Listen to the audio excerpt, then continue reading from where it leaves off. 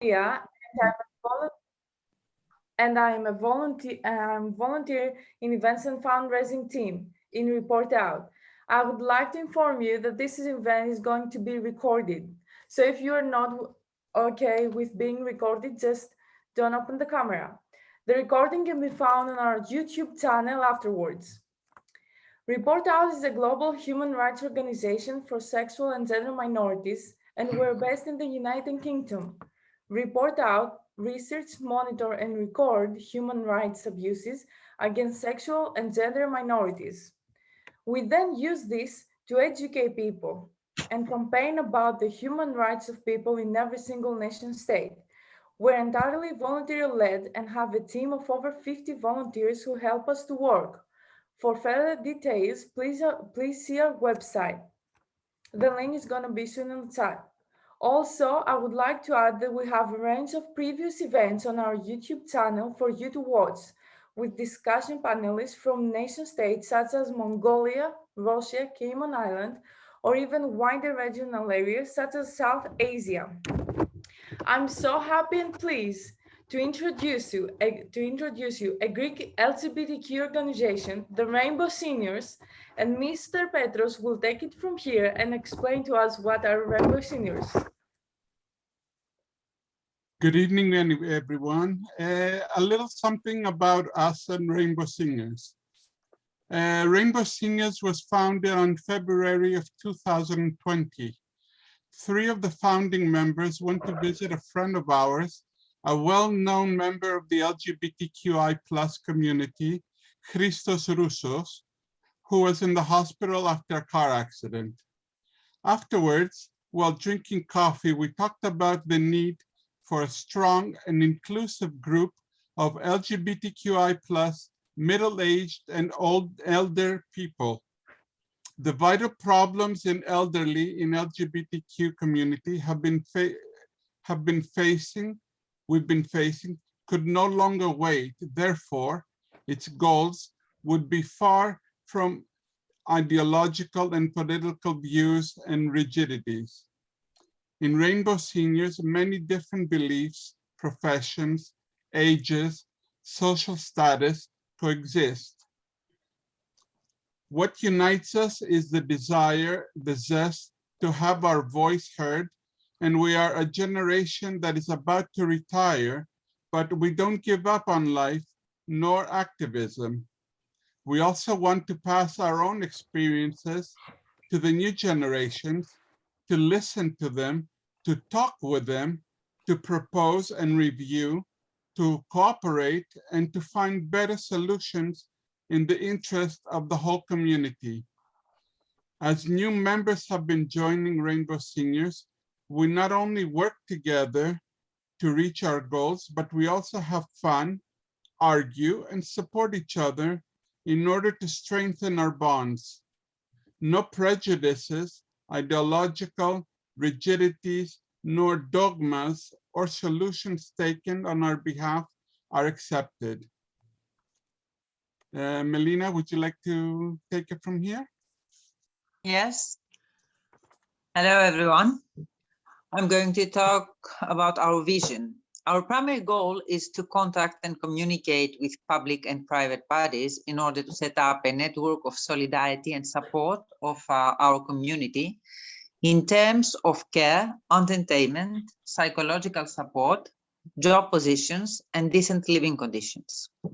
Through actions, interventions, events, participations, we identify issues, we communicate and strengthen, support, and respond to requests and problems of middle-aged and elderly LGBTQI.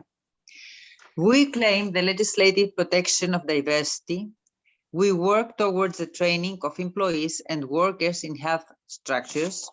We are in contact with public and private authorities that want to be involved in eliminating discrimination, supporting equal treatment of LGBTQI people, always ensuring respect for every gender identity and sexual orientation.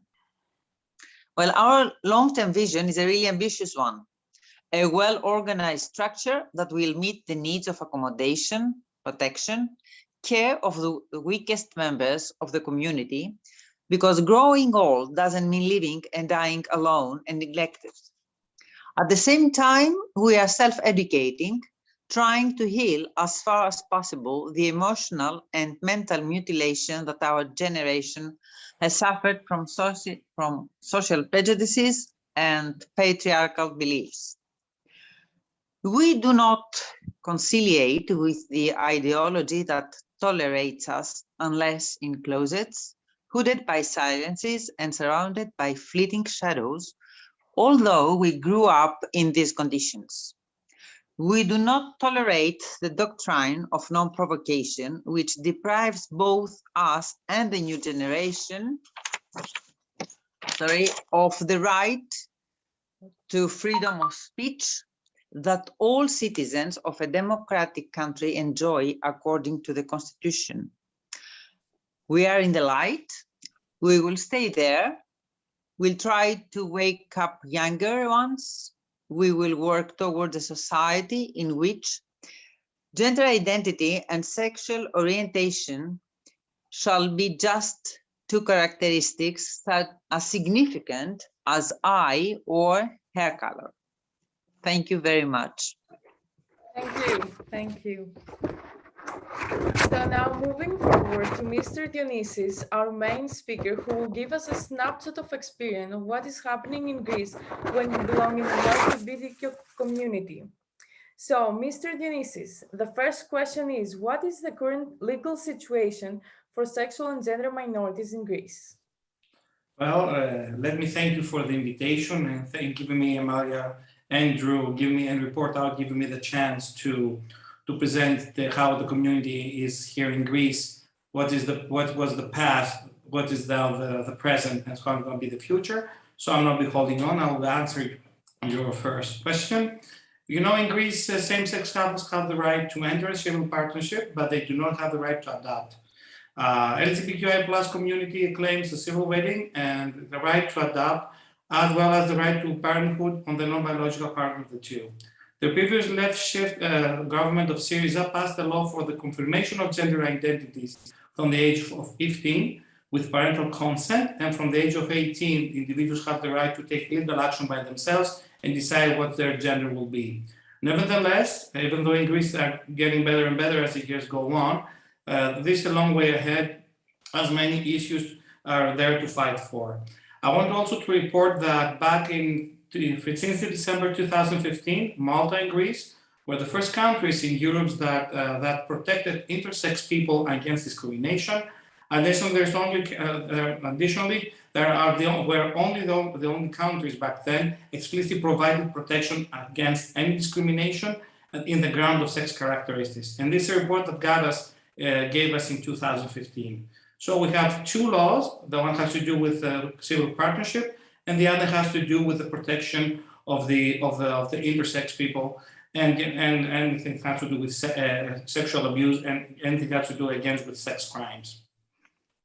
Awesome. So what is the stance of political and religious leaders towards sexual and gender minorities in Greece? As far as I remember from my readings, the present government is standing a bit ambiguous. As it declares, it respects the community rights, okay, set up committees and submit proposals, speaks about horizontal training in the public sector, and on the other hand, it stays defendant a bit defendant. For example, obviously, it takes into account the political costs of a dauntless act that might disconnect its voters with the mainly conservative and homophobic. As for the Orthodox Church, well, things are crystal clear. They oppose vigorously, officially and unofficially, and of course there were many persons in the church that they used extreme and racist hate speech and threats as well against the community. Awesome, thank you. What are social and cultural attitudes towards sexual and gender minorities in Greece right now and in the past? Citizens' attitude towards the community varies, and it's very diverse still in Greece. I think it's also in EU and in many EU countries. So I think we're about in the average of the EU. According to recent polls, furthermore, 50% are opposed of granting rights to the LGBT community, and slightly less than 50% are positive in such perspective. So we're so-and-so, we're about in the middle. What fills us with optimism, we Raymond seniors as well and the community, is that the latter has been increasing the last few years, and especially among younger people, and they're more okay. Let me allow me this word for the LGBTQI plus community have the same rights as the rest of our community of Greece has. Okay. At this point, I would like to refer on social media and how they portray sexual and gender minorities in Greece. Would you allow me to give you some extra data there before to move to the other question? If that's possible for time? Okay. So let me give you some milestones to understand this, how it's expanded from the past till now, what we're expecting in the future. In 2015, Eurobarometers gave us research upon the country, and they said that the discrimination on the basis of sexual orientation is regarded as the second most widespread from the discrimination in EU. And they concluded that 3 countries were in the lead. That was Cyprus with 79%, that was Italy with 73%, and Greece with 70%. In 2018, ILGA Europe ranked 49 European countries on their respective, regardless of their policy practices upon the community, from 0%, which means gross violation of the human rights, to 100% of full equality. Greece's overall scored about 52%, with Malta again being in the lead with 91%. As for the last one, the report that we have from Eurobarometer in 2019, they said that Greece is placed a bit below the European average in terms of supporting the community. And and I have access to rights, and this is raised from 52% in 4 years to 64%, according to that, with the European average to be at the 72%. Okay, while let me tell you, this is a blunt spot, that 39% of Greek respondents agree, they agree only with the approval of same-sex marriage. If you want to give about same-sex marriage, because it's a part of this question, we have only 2 polls about that, and the one was from Focus Barry back in 2015, and they reported that 76% of the population that was questioned is that the homosexuality is accepted by the community. 70% agreed that civil partnership should back then be expanded. That was back in 2015. 56% agreed that the same-sex marriage must be approved also and recognized by the government, and only 30% supported the same-sex adoption. In 2018, Diagnosis, another research and analysis organization, conducted another poll. The percentages are lower, but they're lower because they had the agreed and probably agreed as an option in their poll questions. And they said that 39.3% agreed or probably agreed to the LGBTQI plus persons to have same-sex marriage, and only 18% agreed, probably agreed that they have the right to adopt. The only research that I found, and I studied it, so it sounds like a lecture right now, was from Grigoropoulos back in 2019, that he concluded to 5 major things. If we have time, I can analyze them. If we're not, it's okay, we can surpass it and move on to the hate crime, which is it's a very big thing that happens among the EU countries as well, in Greece as well. So we have data from the racist violence recorded network according to hate crimes. Regarding to this network, regarding hate crimes in Greece, the number of recorded in the community, RVRM reports that during the past 2 years is still existing, and that's not only in Greece, it's always in other EU countries, but only out of two, like 50% are hate crimes against the community. The good thing is that majorly all those hate crimes had to do with hate speech, not something like physical violence. Moreover, now in 2019, the last data we have, the only RVRN noted only 44 crimes against the community, and then the majority were hate crimes. Those data are a bit in line with also the data and the outcomes that the Greek police gave us as a result. Wow. Thank you so much for gathering. You're more than welcome, Amalia. This is so helpful to understand better what is going on in Greece. Okay, moving to our fourth question. And how does the media portray sexual and gender minorities? That's a long way. It's going to be longer. I'm trying to make it short as much as I can because there are many things running out. In the past, let's talk about the past. The majority of media, and especially trash shows, trash talk shows, or talk shows, I mean more trash TV shows, allow me this word, used to adapt LGBTQI stereotypes, and we know very well what the stereotype is. On many occasions, television broadcasts targeted people in the community, favoring such incidents, basically of violence. A couple of years ago, a major private TV channel, for example, had to pay a fine for showing on the TV series two guys to kiss. That was back, I think, in 2010, as far as I remember. After that, and after the recognition of civil partnership was no, I will say that later.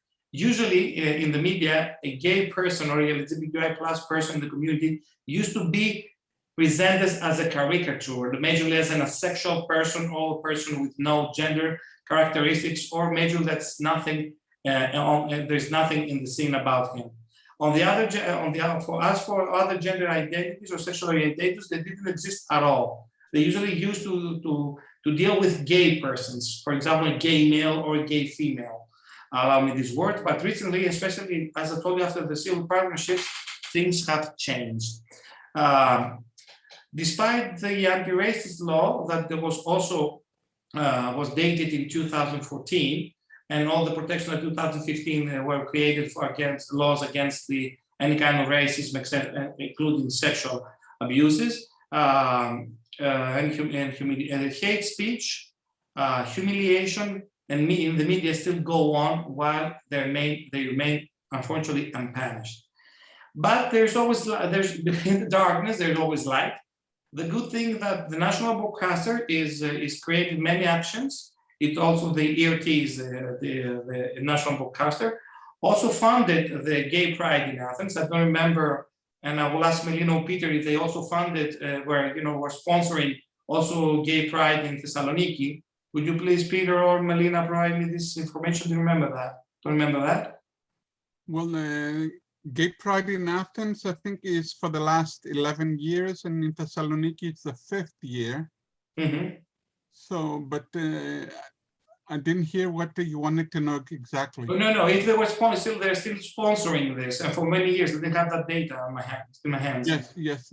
Okay, this is and also SEA, the national organization of journalism and the media. They also created many workshops with Youth Greece, with Youth Greece, and other LGBTQI plus organizations, so they can educate and how the journalists and also people that are working in the media have to cope with proper wording and not to create any hate speech or anything of discrimination. So things are moving on well, and they're trying also the media to develop more.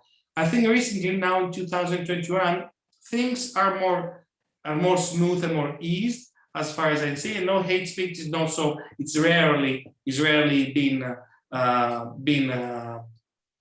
out in the media. When hate speech is out there, so the media sometimes they're condemning it, they convicted it, and they said it's not proper to be done in many TV shows as far as watching TV.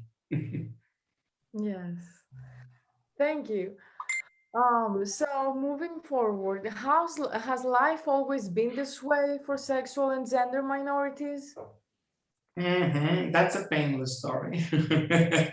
So people with different sexual identities and orientation used to have hard times in the past decades. Many hate crimes, many many abusive behaviors. People, they really literally suffer. The older ones can tell us, the elder ones can tell us many stories about what they suffer. And sure they have, if they wrote their books, if they decide to write a biographical book, sure they have a lot of things to say, But people of our community used to lead to an uncovered life back in the past. Many of them used to adopt or find excuses for homophobic erotic living, hypocritically, naturally, or living a double life, being married and also have, an encounter of the same sex. Others used to hide themselves in conventional marriages, and when no one was ready to have a sincere and serious talk about the matter. Many times, lonely people, that's what Melina said at the very beginning, as well Peter said about the goals of our Arabian seniors. For sex company, they use, they were looking just for sex company, nothing else, nothing more. And or sometimes they can experience police arbitrariness, humiliation, intimidation in the past with no right to defend themselves, such as a disclosure meant of life sentences. Things changed about in 2010 for the community, since there were many movements and many actions, and the LGBTQI community started to gain visibility and asking to claim the rights for us. Mm-hmm. Wow, great answer. Okay, moving to our sixth question. What is life like, especially for trans, non-binary, and intersex people in Greece? Transgender people have always been members of the community. We all know that. In the past, they were on margins of the social web and easily targeted victims, and with whatever that entailed, being in the social at the margin of the social web. Let us not forget that because of all this, transgender have been leaders in the hard way. The hard way for visibility and claims, daring to demand the equality that every citizen of a democratic country is entitled to have. Nowadays, things have been improved, but we could not talk about spectacular changes. Greece, I don't know what in other EU countries is happening, and I think I should start searching for that. Very recently, the government passed a law for subsidizing companies that hire transgender people. We welcome this, as a Rainbow Senior, we welcome this decision, which can be the first step in the right direction. But this is not enough. The deep prejudice of the society should not go unnoticed, and it can be easily, I can say, it can be easily undermined that the access of these individuals to the labor market. Legislation in this way, legislation should be explicit in order to protect transgender people from abusive behaviors in the workplace, to underline that quite may still not have a stable job, or they have, or majorly all of them are working as sexual workers, despite despite what the danger that has them, and they have no social security for that. We hope that in the future, through various actions, humanitarian, informational, the Greek society will move on and be closer, I think, to the EU average, and why not surpass it, providing equal opportunities for work, health, and quality of life. Another thing that has to do with this question is that Greek society will move even closer to the EU, but will not surpass it, as I told you, but there's always something there that's not worked for the Greek community, and for the acceptance. As for non-binary people, since this question has is a part of this question, unfortunately, they're completely invisible. In public documents, there is almost no choice of gender other than the dipole. And if something we need to do immediately is to start informational campaigns for the gender identity, as well for gender fluidity. Our vision is to see transgender people having access to job positions in the public sector services as well, army and health, and also to see the non-binary persons and intersex people to see them coming forth in the community, in our society, and the community as well. If you want us to say something for the intersex people, what we have is Greece, and I'm just going to the first question. As I told you, we have a law that protects them, and they can, reassign their gender and decide their gender in the 15th with parental consent. And if you're going to be in the adulthood and they for over 18 to decide for their sex. I think everyone in Greece should be informed more about these issues. But moving on to question 7, how does medicine and the medical establishment treat sexual and gender minorities? Unfortunately, the situation in our public health system is gloomy. Trans community in particular faces accumulated difficulties in order to receive decent and specialized care. The medical side is majorly uninformed about the LGBTQI plus community issues. Many times patients fall victims to misgendering, also the evaluation and lack of attention. Many times members of our community have been humiliated in front of other patients as they thought that they belong to a margin or do not deserve medical services like other citizens. We as Rainbow Seniors, with the help of one of our members who is an experienced doctor, and he was also an associate professor of psychiatry, now we already have at our disposal a network of volunteer private doctors who offer primary care services free of charge to our members and friends, particularly to the neediest ones. Our goals, as Melina said at the very beginning, is to organize comprehensive training and informational campaign in all structures of the public health in correlation with government agencies and other LGBTQI plus organizations, because we're not the only ones in Greece, of course. It is a plan that requires the cooperation of all of us, which we hope will be implemented soon, especially after the relevant announcements of the government. Yeah, thank you. Are there any other human rights issues faced by sexual and gender minorities, for example, such as housing, poverty, employment discrimination, homelessness? I think there are plenty to refer to, aren't they?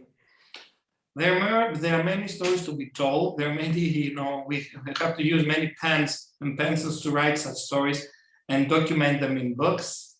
Unfortunately, even today, there is a large number of young people kicked out from their houses because of their gender identity or sexual orientation. Things are more worse in the province of Greece. It is difficult for the LGBTQI plus people to find a job, a home to live, and a safe environment. This still exists, and for some people, the community is pretty hard. Even at work, they are more likely to face, again, discrimination and be humiliated.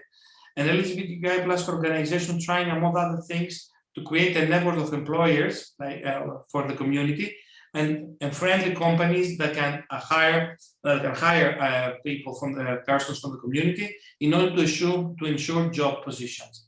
This is a big vision for Rainbow Seniors as well, and we have it in our actions. Especially for transgender people, let me go back to transgender people. The Greek government, via the employment program of the Manpower Organization, we call it OAEG in Greece, they created a special program which called it Special Employers Assistance Program that recruits 2,000 unemployed persons with unemployed persons and persons with disabilities. They also have in this program addicts, prisoners, young delinquents or young people at social risk, women victims, and people that face gender-based violence, domestic violence, and also domestic victims. They also gave us a chance to, via this program, transgender people to enter this program with their legal documents, and of course in the media. I think in 2000, Peter or Melina, remind me which year was the first person transgender was hired and was out in the news. Your microphone, Peter.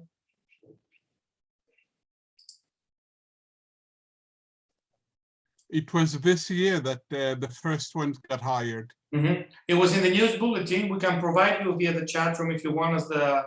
It's in Greek, unfortunately. The video that the company was out there and the person that was hired was out there and giving statements of how this program works and how important it was for that person to be in a day work. Okay, so that's about that's all about this question. Wow.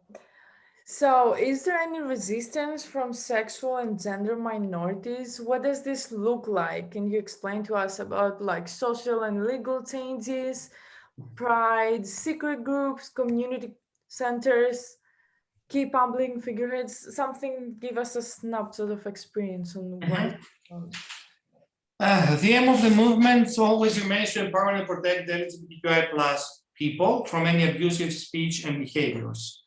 All kinds of exclusion, of course, and discrimination, the dissolution of negative, of course, stereotypes, the correction of sexist language, and the use of inclusive vocabulary, the zero tolerance of acts of violence that, of course, still exist today. I think it's not only for our country, but it's also, we can see that we always see it in the news that this is happening around the world, and of course, in the EU particularly.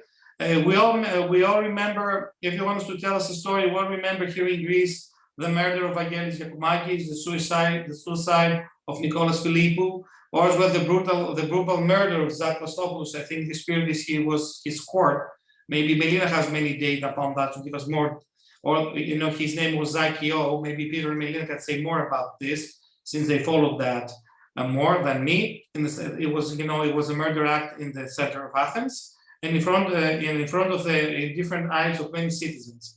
So we still have a long way to go. If you want us to give us a timeline from the 70s till now, in 1970, the first LGBTQI plus organization appeared.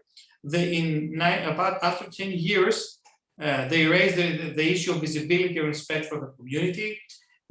From 1978 till 1990, the way opened more with the Liberation Movement of Greece, AKOE, which also published a magazine, what's called Amphi, and it was released out there so can talk about issues of the community.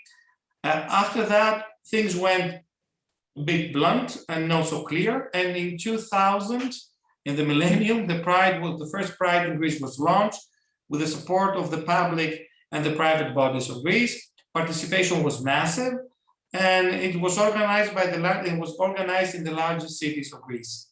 After 15 years, from the first Pride till 2015, during the second decade, the movement in Greece is expanding and has a stronger, more dynamic presence with speeches and agenda of claims, proposals for every sector of the public and the private life. Some data right there also. We're growing. Okay, so would you like to add anything else about the human rights of sexual and gender minorities in Greece? As you can see, we have spots of light, spots of darkness, and we see things that they're moving on and things that we have to work on that and be more creative and have more appetite, allow me this word, to make things better for the community. The thing that I wanted to expand more is that the middle-aged, and particularly the elderly in the community, is the most vulnerable part of the community. Many do not have their own families. Many others lost their partners, may have been rejected from their own families. And as a result, they find themselves in old age being alone, sick, allowed this word, and without any care. There are many who force themselves to return to their, in order to be cared to their natural relatives without, of course, respect. And the situation is more worse even in transgender people, as many of them remain homeless and without an income. For example, I'll give you another example in Greece, the case of Dimitra from Lesbos. That was a trans and gender elderly woman whose relatives took her to a psychiatric hospital in Athens. In a very recent and painful way, Dimitra escaped or probably left this psychiatric clinic, and after a few weeks, she was found dead in a highway. We don't know if it was dead or murdered. I don't know. I'm not sure about that. So all we have to do now, and let me give a positive perspective, is to create an umbrella for all the community to raise awareness, raise funds, raise donations, and nourish and cherish our community. That's what we have to do. As with the RS seniors, with the Ribbon seniors, we try to create an institutional, but also a social umbrella for those people through actions of awareness, solidarity, and mutual aid. It is something that we been doing voluntarily, but that's not enough. We feel it's not enough. We still have to do more. Our long-term goals is to create a rainbow house that will be funded by donations, states, and community funds in order to have a shelter for the needy and the weak. It is in our vision and it's something that will continue to strive for by raising the awareness of private and public agents. This was said so well done. Thank you so much. This was all my questions, but the guests have many questions to ask you. So I'm starting the first question. Are there political opposition parties who are anti-LGBTQI+? If so, who are they and how influential are they? Let me see. Melina, will you reply to that? Could you repeat, because I couldn't listen clearly? Yes, Could you? It's also on the chat. I will send it right now because our English are not the well. Okay. Are there political opposition parties who are anti-LGBTQ+? If so, who are they and how influential are they? Well, maybe we can clearly, we don't have really anti-LGBTQI political parties. We have members of the parliament that are not for LGBTQI community, but parties as bodies have not expressed so far anti-LGBTQI speech. Well, this there are many interpretations, but we are not here to, let's say, to explain. Besides, this has to do with a sort of conservatism, which is a characteristic of Greek society. But the last, let's say, 2 decades, almost 2 decades, things have been changing. But no, we don't have a clear a party that is clearly against anti-LGBTQI rights. Besides, the representatives, there are members of the parliament and in the European also parliament who work for this. No. Members of the parliament, yes, but not as political bodies, no. Melina, will you allow me to add something more? Oh, Peter? Yes, of course. Majorly, we have, you know, scattered hate speech from time to time. There's not, you know, there's not any political agenda against the community. We see some people that, you know, there's as personalities, what their beliefs are, to make such statements against the community, but that's that. Nothing more, nothing less. Well, Peter? we had the Golden Dawn party that was part of the government in the past votings, and they were against LGBTQ people, but they were against the foreigners. They were against anything that wasn't purebred Greek, anything that differed, and there were a lot of there were people being beaten up on the street and knifed, and there were foreigners that were selling things on the market, and they were beaten up, and their merchandise was stolen. But now they're off the government, so it's what we call them here, Χρυσή Αυγή, which is the Golden Dawn. And from on the last voting, there were they did not have enough votes, so they're no longer part of the Greek Since we parliament. have a question about the Golden Dawn, let me add something extra there, Peter, that in 2020, the Greek courts, they convicted it as a criminal establishment. They said they're criminals. So the Greek state and the Greek justice decided about this party. It's not a party anymore. It was a party. So since someone asking us, I still, Drew asked if the Golden Dawn was popular. It's Drew, they're in prison. Can I say something, Amalia? Yes, Michael, no problem. Thank you. I think the most connected with church is a political party, the most homophobic, it appears. Yes, we have a political party that is, it's in the parliament now, and it's called the Greek Solution.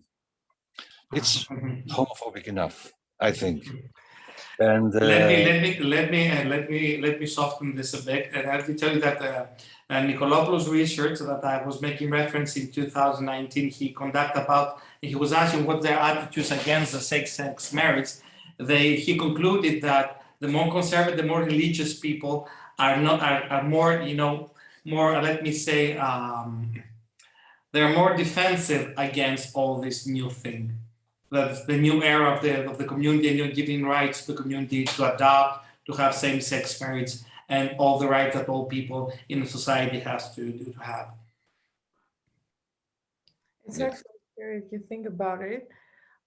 Moving to another question, have people tried to document LGBTQI plus histories in Greece, or have they been erased? Could you please repeat the question, Amalia? Thank you.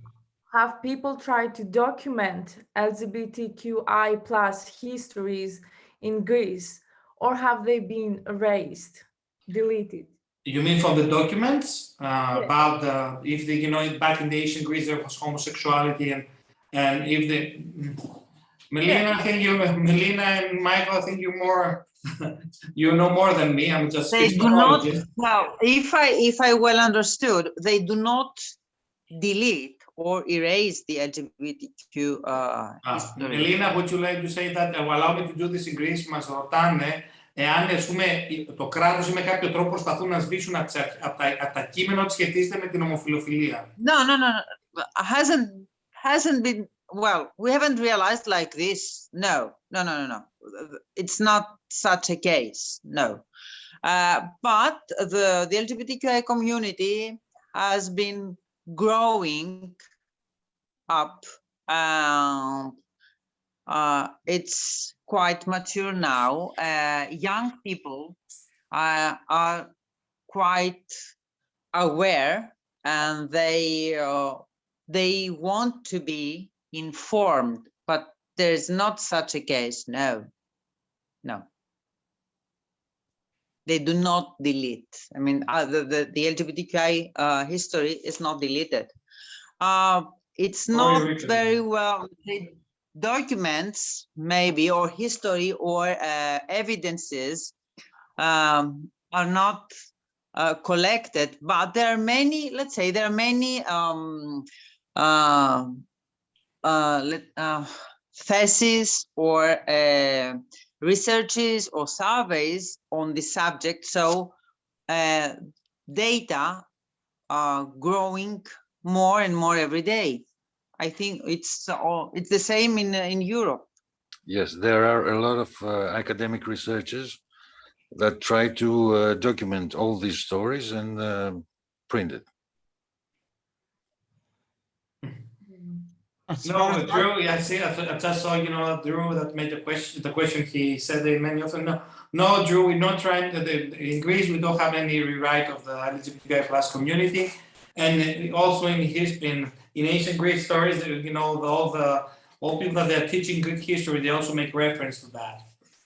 So we don't have anything about it.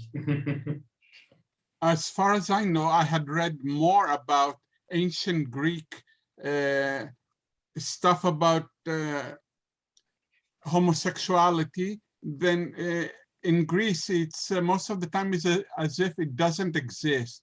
They tend to put it under the rug, hide it. Even all the markings and the drawings on ancient vases and stuff like that, they don't show them here. They don't put them up in the museums. I have seen them pictured in books while I grew up in Canada and the States, but I have not seen them here. It's like, it's as if Greece wants to pretend that that never happened. And I think religion has to do a lot with that. But as the young generations now, they tend to be more atheist. They tend to come out more.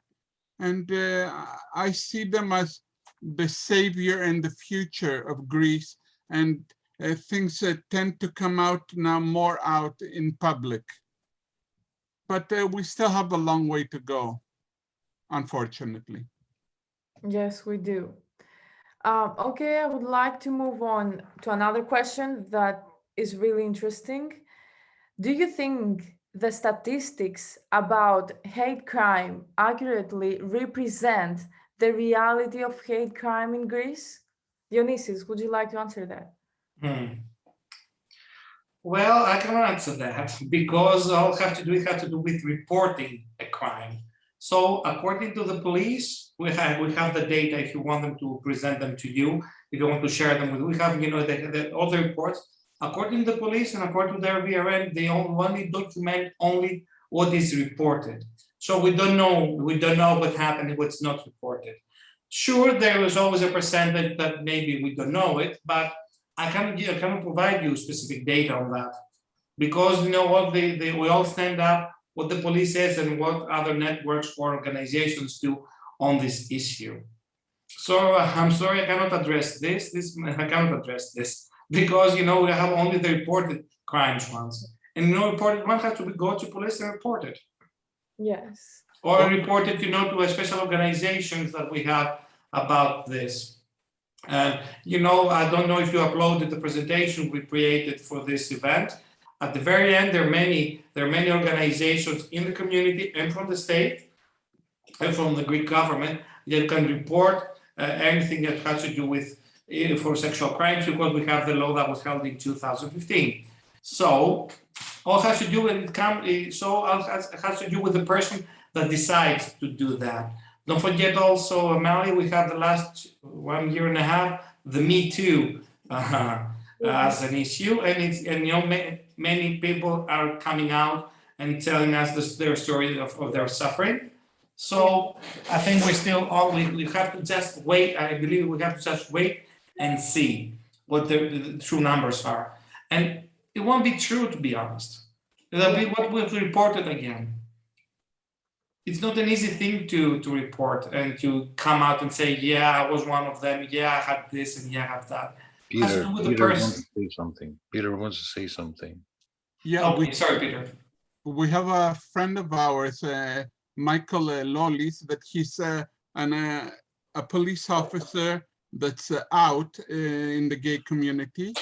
And he's part of a European force of out police officers, and he was in charge of the hate crimes unit here in Athens, and I think for the last 3 years or 4.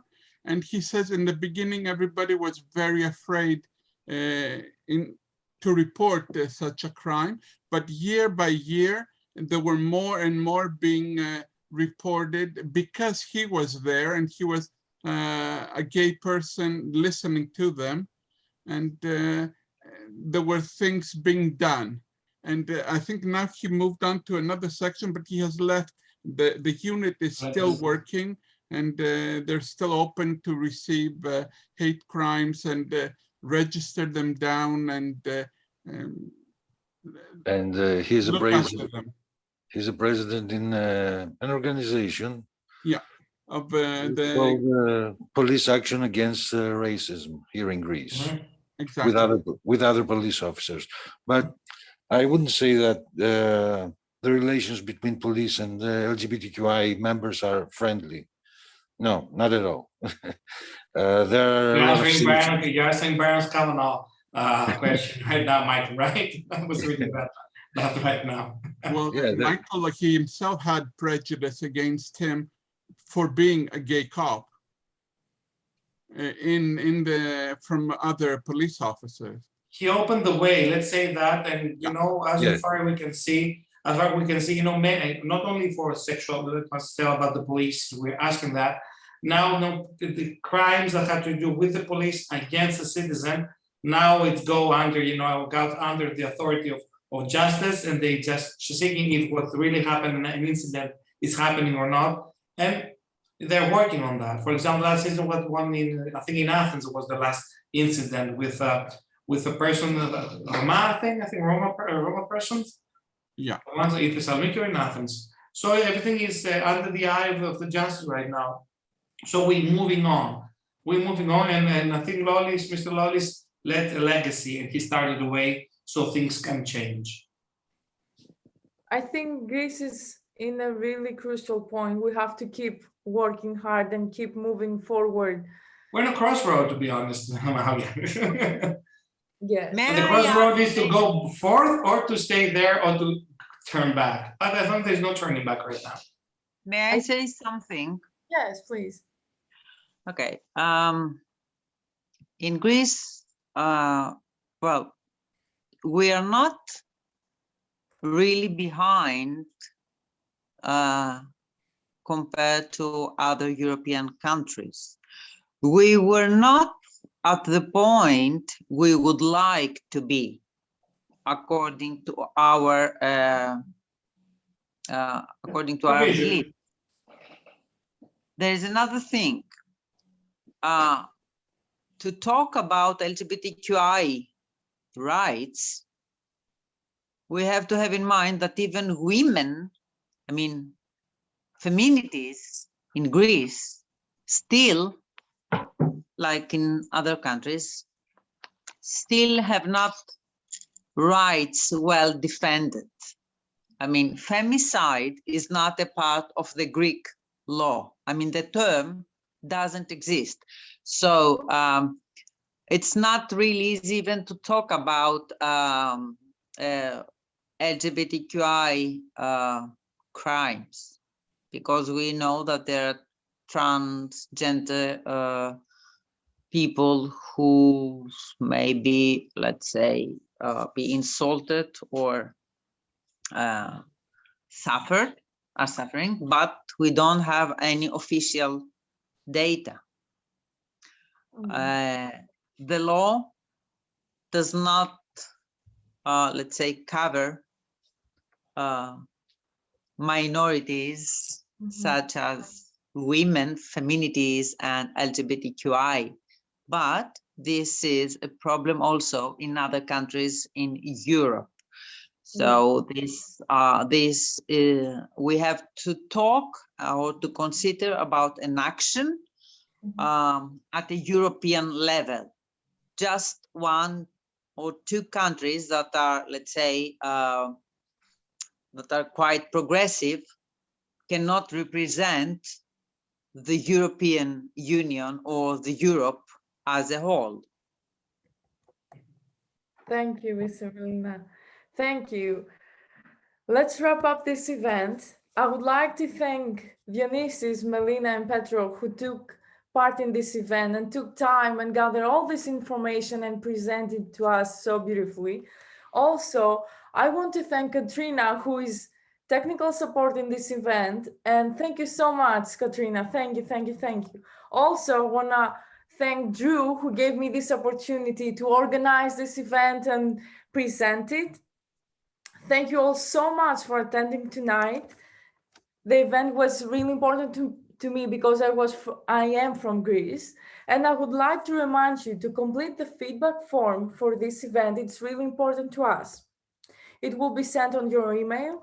Also, we have another event coming up on November 17th, the LGBTI and feminist movement. If this sounds interesting to you, please participate and book your tickets now. The link is gonna be dropped on the chat. And please consider donating. The link is on the chat. We're entirely volunteer-led organization, and small charities like us could always do with your support. Thank you so much for attending this event. Thank you all. Thank you. Amalia, if someone wants extra data or some material about, this event, I hope the presentations that we create about Rainbow Seniors and for this event, I think it will be released, I think, in our site.